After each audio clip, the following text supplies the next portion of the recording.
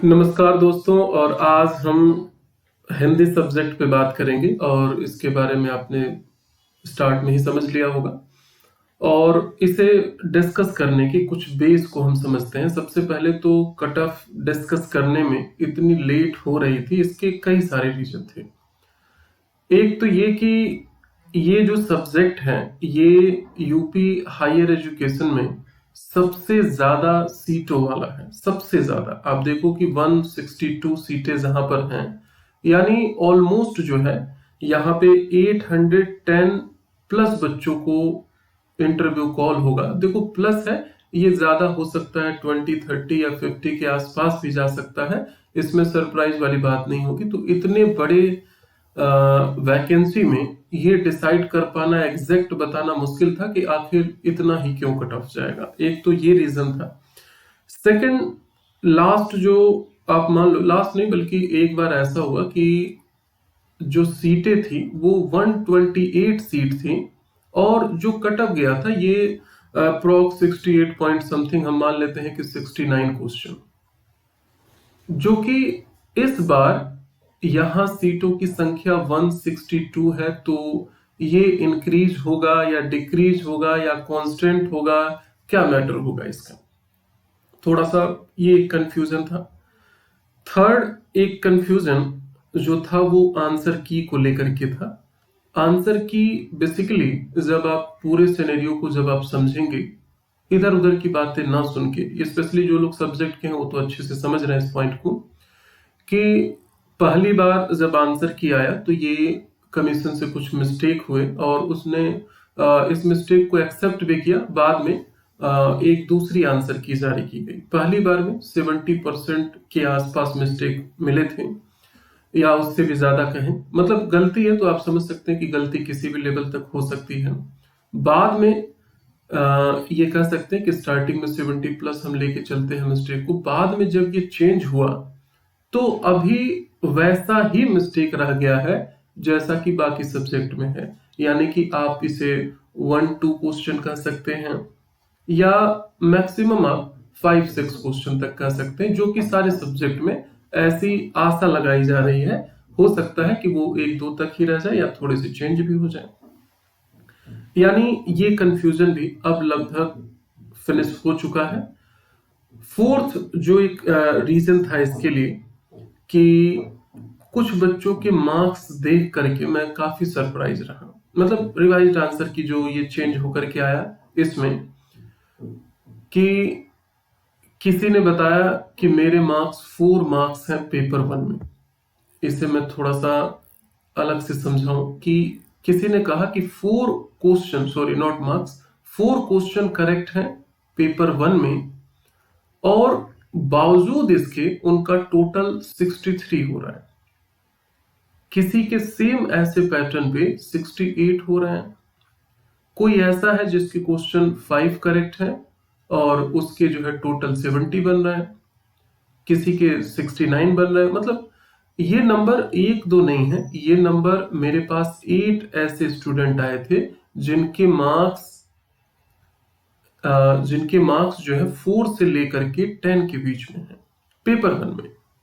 तो मुझे एक फियर ये था कि अगर 4 से लेकर 10 के बीच में किसी का अगर इतना करेक्ट है और पेपर सेकंड में यानी सब्जेक्ट पेपर में अगर उनके 60 हैं, तो कोई स्टूडेंट ऐसा होगा जिसका 15-20 भी होंगे, 20-25 ऐसे भी होंगे।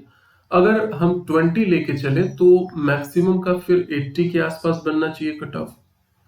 लेकिन ये एक तरह से भ्रम जैसा ही था कि कुछ ऐसे बच्चे हैं जो किसी खास सब्जेक्ट में काफी महारत हासिल करते हैं।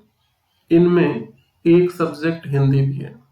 इसमें अक्सर आपको 5-10 बच्चे ऐसे मिलेंगे जिनका सब्जेक्ट पे सुपर डुपर कमांड होती है। मतलब कि 70 में से 67 तक उन्होंने हासिल किया है। ये बहुत बड़ी उपलब्धि है। इसके बाद भी 80 नहीं पहुंच पाए, कुछ 75 नहीं पहुंच पाए। तो अब जो बैड लक कहें या फिर उनकी समझ कहें या फिर कहें कि जिस तरह से डिसबैलेंस ये हुआ, लेकिन हमें बात बस टोटल से देखनी है कि आखिर टोटल पे क्या मैटर है, और इन सब के बेस पर हम थोड़ा सा एक कट ऑफ के बारे में अंदाजा लगा सकते हैं। और आप निश्चिंत रहें कि इस पर जो भी हम पॉइंट बात करेंगे वो लॉजिक ही रहेगा। ऐसा नहीं है कि ये बिल्कुल ऐसे ही मैं कह दूं कि ये कट ऑफ आपकी जाएगी।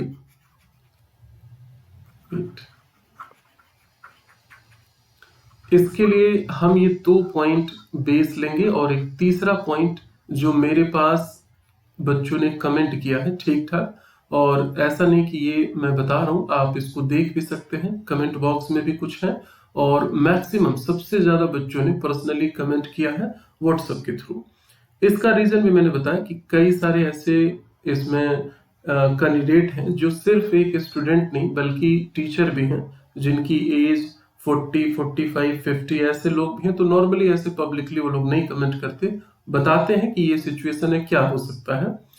तो ओवरऑल हम इसे कह सकते हैं कि 150 प्लस कैंडिडेट का मेरे पास जो कमेंट आया है, और इन सब के बेस पर हम डिसीजन पे जा सकते हैं।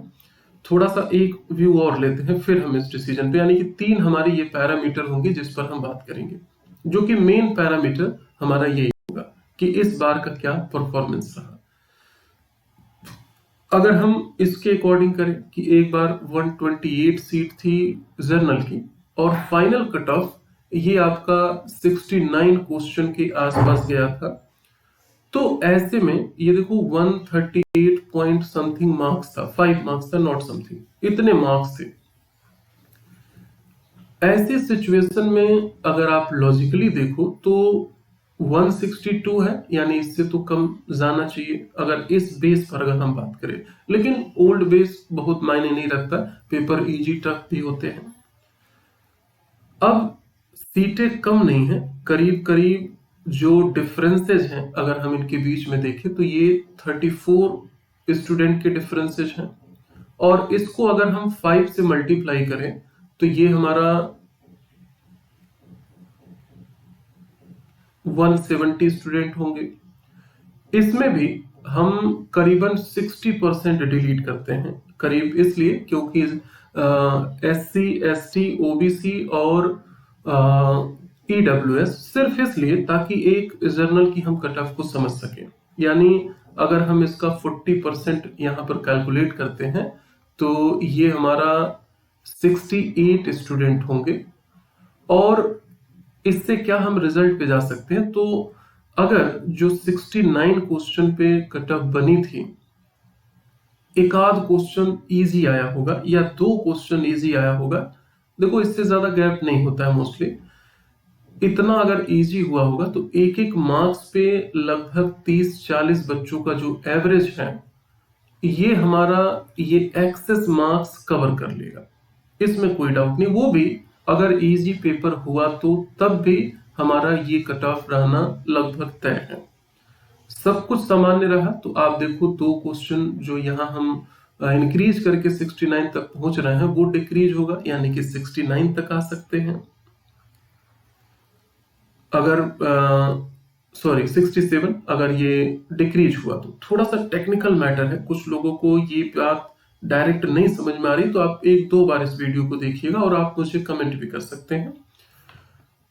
और इन सब डेटा पे अभी हम कहाँ पे पहुंच सकते हैं, यानी कट ऑफ कितनी हम यहाँ पर एक्यूरेट ले सकते हैं, इसे आप देखो। जो मेरा एक अंदाजा लगता है, अंदाजा या इन सब के बेस पर अगर मुझे कुछ डिसीजन देना हो तो मैं क्या दूंगा यहाँ पे कि ये कट ऑफ जो है आपका मैक्सिमम 70 जा सकती है, 70 या और सिक्योर आप लेना चाहें, जैसे कि वैसे ये ज्यादा हो जाएगा, लेकिन फिर भी 71 ये हमारा मैक्सिमम जा सकता है, इसके अंदर ही रहेगा। और मिनिमम की अगर हम बात करें तो मिनिमम ये 64 तक आ सकता है, लेकिन ये काफी ज्यादा गैप होगा, ऐसे में आपको मजा नहीं आएगा कि इसमें आप क्या करें। लेकिन 2-3 इस पे बेनिफिट, एक तो ये है कि ये मुझे ऐसा लग रहा है कि 66 के आसपास ये कट ऑफ रहेगी अगर मेरे से बात की जाए तो। और इसमें कम से कम वो बच्चे सिक्योर रहें जिनका ये रहे कि 70 है, 71 है, 72 है, या फिर दो कुछ मार्क्स कम है लेकिन उस टाइप से कैटेगरी उनकी है, ओबीसी, एससी, एसटी, इस टाइप में। तो वो चीजें आप यहाँ पर बाइफरकेट करके समझे कि अगर इससे प्लस वाले हैं तो बिल्कुल आप मत सोचिए, इधर आप जरूर फोकस करें कि नंबर ऑफ सीट इस तरह से मल्टीप्लाई होती है। और अभी एक कॉन्सेप्ट और समझना जो स्टूडेंट की मैक्सिमम है, जिसको आप नहीं समझ पा रहे, कि जिनके मार्क्स कम है, यानी 60 या 60 से कम है, ये कमेंट ही नहीं कर रहे हैं 2-3 रीजन से कि सबके इतने हाई हाई मार्क्स दिखाई दे रहे हैं तो मुझे जो है मेरा होगा या नहीं होगा। दूसरी बात कि मेरे नोन पर्सन सब लोग जान जाएंगे कि मेरे इतने कम मार्क्स आए हैं, ये भी एक साइकोलॉजी काम करती है। दूसरी तरफ जिनके ज्यादा मार्क्स हैं वो बैठ नहीं रहे हैं, इस सब्जेक्ट से रिलेटेड जहां भी उनको इंफॉर्मेशन मिल रही है वहां जाकर के इसको पूछ रहे हैं और पता कर रहे हैं। तो आप मान के चले कि चाहे मेरे प्लेटफॉर्म पे या और भी कहीं जो भी आपको ज्यादा मार्क्स दिख रहे हैं उनमें मैक्सिमम आ चुके हैं। और ये भी हम लेके चलते हैं कि 50 कैंडिडेट ऐसे भी होंगे जिनके अच्छे मार्क्स होंगे, जो कहीं भी अपनी बात को एक्सप्रेस नहीं किए होंगे, लेकिन बावजूद इसके अभी हम डिसीजन पे पहुंच सकते हैं। तो ये एक छोटा सा हिंदी सब्जेक्ट को लेकर के कट ऑफ एनालिसिस थी। कुछ चीजें आपको समझ में आ गई होगी, ऐसा मैं उम्मीद रखता हूं आपसे। और कहीं दिक्कत हुई तो आप कॉल करेंगे ही। और दूसरे पार्ट में अब हम बात करेंगे इंटरव्यू को लेकर के। जो लोग इसमें सिक्योर दिख रहे हैं वो इस पर किस तरह का अप्रोच रखें। थोड़ा सा वेट करें।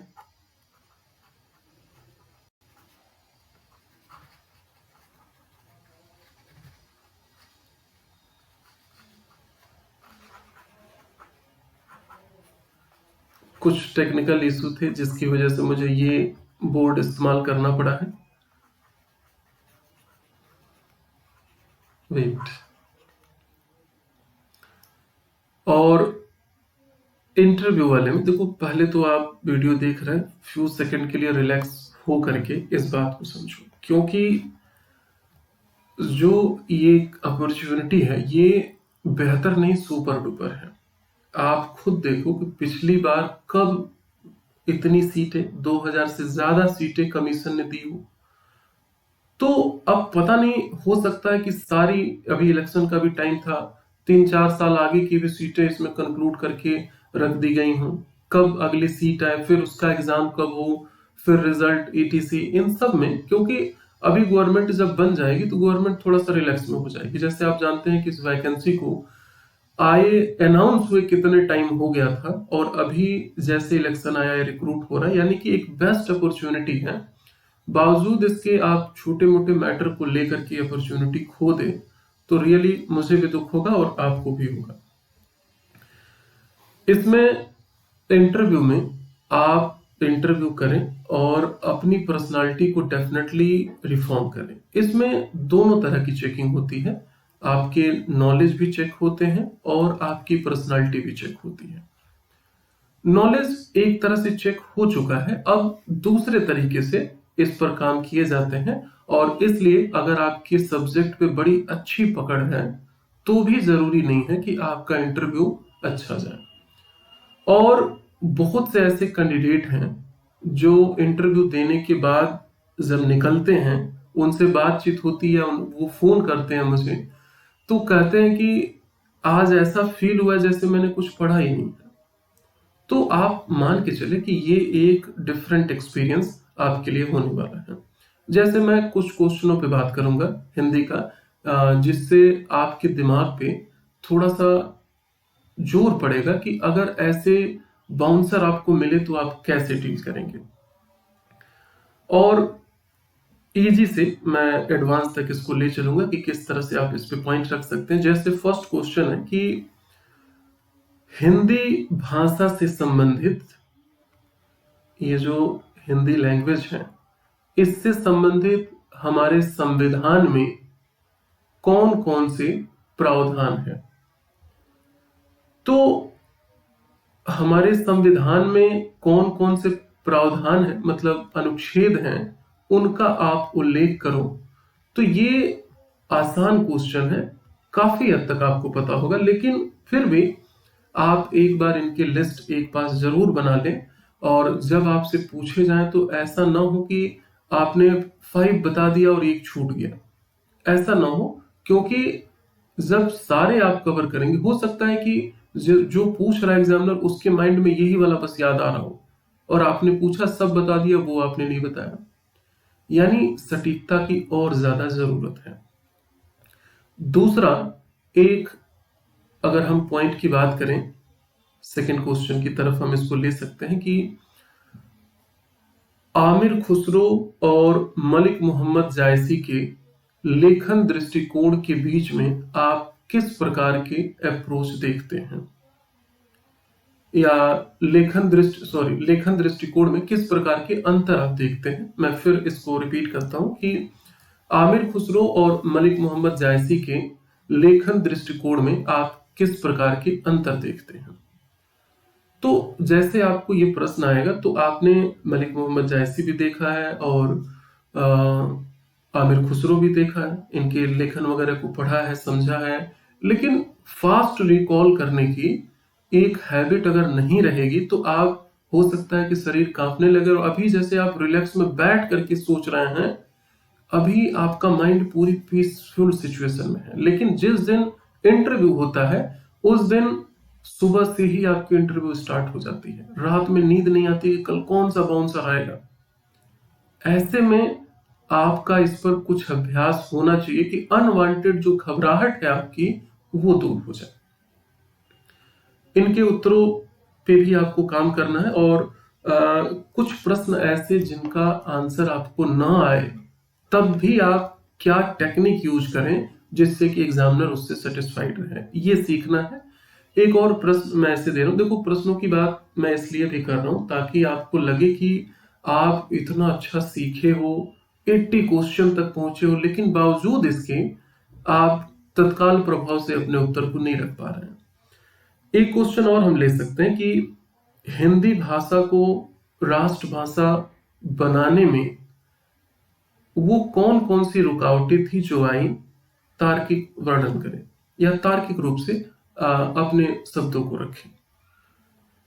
तो ये हमें पता है कि ये राष्ट्रभाषा नहीं है, और राष्ट्रभाषा नहीं है इसकी लगभग जो नींव है, ये कॉन्स्टिट्यूशनल असेंबली में रखी गई जब कुछ लोगों ने विरोध किया कि नहीं, ये राष्ट्रभाषा नहीं बननी चाहिए, क्षेत्रीय जो बातें रखी गई। लेकिन क्षेत्रीय बातें थी, ये बात सही है, लेकिन आपके तर्क इतना स्ट्रांग हो, मजबूत हो कि पिछला जो कैंडिडेट आंसर दे के आया है उसकी तुलना में आप पर नजर ज्यादा रहे, इस बात की कोशिश करना है। और इसके लिए अभी जो मैं कहता हूं ना कि आप रिलैक्स में जाने की जरूरत नहीं, अभी मेहनत करना है, अभी जर्नी बाकी है, तो वहां इसी तरह की टूल्स टेक्निक सीखने की जरूरत है। या एक क्वेश्चन और हम ले सकते हैं कि आदिकाल के काव्य लेखन से रीति काल के काव्य लेखन में आए किन्हीं 5 अंतरों का उल्लेख करें। तो आप तुरंत फटाफट शुरू हो जाएंगे और 2-3 बताएंगे, उसके बाद अचानक स्लो हो जाएंगे। चौथा, रुक करके बताएंगे, हो सकता है कि 30 सेकंड ले लें। पांचवा 60 सेकंड ले लें। तो ये जो आखिरी का 2 डोज है ना, ये आपकी पूरी मेहनत पे थोड़ा सा असर दिखाएगा।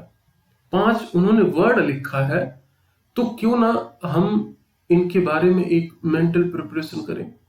कुछ दिन का ये काम होता है, हफ्ते 10 दिन का, जो सिलेबस होते हैं उनको एक ओवरऑल कंपेयर अपने माइंड में करना होता है, उसके थ्रू ये प्रोसेस आपका कंप्लीट हो जाता है। घबराहट जो होती है वो कम हो जाती है आपकी। ये हमारा 4th पॉइंट था। सारे पॉइंट यहाँ मैं लिख नहीं पा रहा हूँ, आज थोड़े से कुछ टेक्निकल इशू हो गए हैं। क्वेश्चन 5 हम एक बात करते हैं कि जो हिंदी साहित्य के लेखन रहे उनका भारतीय राष्ट्रीय आंदोलन पे क्या फर्क पड़ा। दरअसल इस पर हो सकता है कि आपने काम ना किया हो। बीच में अभी करीबन 1 साल पहले प्रेमचंद्र पे भी ऐसे प्रश्न उठ रहे थे कि उन्होंने इतने अच्छे अच्छे लेखन कार्य किए, लेकिन आजादी से रिलेटेड उनका प्रभाव उतना क्यों नहीं बन पाया जिससे कि जो भी भारतीय राष्ट्रीय आंदोलन में उसमें एक बेहतर परफॉर्मेंस हो सकती थी। ज्यादा से ज्यादा उनका जो है एक सहयोग हो सकता था। तो अगर ऐसे प्रश्न उठते हैं तो आपसे भी पूछा जा सकता है कि आपकी नजर में कौन कौन से ऐसे लेखन हैं जो कि भारतीय राष्ट्रीय आंदोलन में एक अच्छी भूमिका निभाए। या हम एक और क्वेश्चन ले सकते हैं, क्वेश्चन नंबर 6 की गांधीवाद और यथार्थवाद में आप क्या समानताएं पाते हैं। ये जानते हैं, देखो जितनी बातें हम कर रहे हैं ये सब आपके सिलेबस में है। गांधीवाद या यथार्थवाद, इनके बीच में क्या समानताएं आप पाते हैं।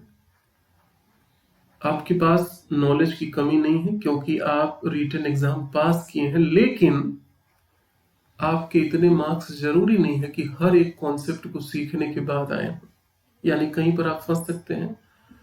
या हो सकता है कि गांधीवाद के बारे में आपको एक पॉइंट पता हो, यथार्थवाद के बारे में भी एक पता हो, या कॉन्सेप्ट सिर्फ पता हो ये गांधीवाद है और ये यथार्थवाद है। तो ऐसे सिचुएशन में खुद को कैसे बैलेंस करना है एक तार्किक रूप में, क्योंकि समय कम है, प्रश्न कम है, तो उत्तर भी उसी तरह से कंसाइज हो जाते हैं। तो आप उसमें इतनी बातें जरूर रख दें जिससे कि आपके आंसर को पूर्ण काउंट किया जाए। और एक आखिरी प्रश्न बस समझने के तौर पे, देखो ये मैं ऐसा नहीं कि प्रश्न बता रहा हूं आपको, इसकी एक दो नहीं लगभग सैकड़ों लिस्ट हैं जो आपसे पूछी जा सकती है। आपसे जो इंटरव्यू पैनल मॉक इंटरव्यू में जो बात होगी वो 3 डेज में होगी, और उसमें कोशिश ये है कि हर स्टूडेंट से लगभग 20-30 ऐसे अनुभव कराए जाएं जो मतलब तीनों मिलाकर के, जिससे कि आप बाकी प्रश्नों का एक अनुमान लगा सके और अपने उत्तर को दे सकें। जैसे आप मान सकते हैं कि आखिरी क्वेश्चन हम ले सकते हैं कि क्या आपको नहीं लगता कि सूफी काव्य परंपरा हिंदी साहित्य पर एक नकारात्मक प्रभाव डाली है। तो पहली बात कि ऐसी चीजों का डायरेक्ट नकारात्मक एक्सेप्ट नहीं करना चाहिए।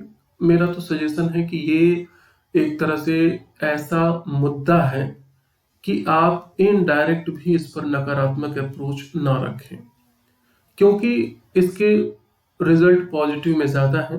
तो आप इसके पॉजिटिव पॉइंट को सोच के रखें कि इससे क्या पॉजिटिविटी आई, या ना भी सोच पाए तो आपके जो स्टडी है अब तक उसको कैसे आप सिस्टमैटिक कर पाते हैं, उन सिस्टमैटिक फॉर्म में आप अपने उत्तर को कंसाइज करके यहाँ पे रख सकते हैं। और एक जो क्वालिटी होती है सौम्यता की हिंदी विद्यार्थियों में, वो अक्सर वो लोग चाहते हैं कि वो चीज हमें दिखाई दे।